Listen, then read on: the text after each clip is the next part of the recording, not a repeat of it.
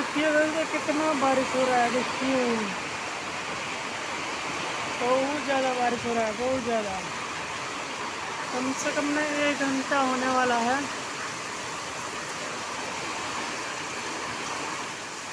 पूरा भर गया है, देखिए गड्ढा भी भर गया।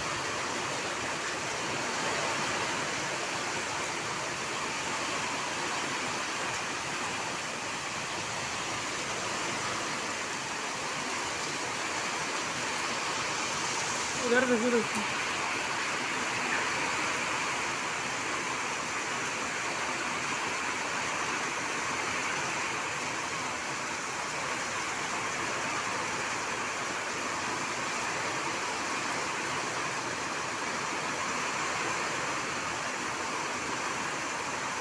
कैसे बारिश हो रहा है, कैसे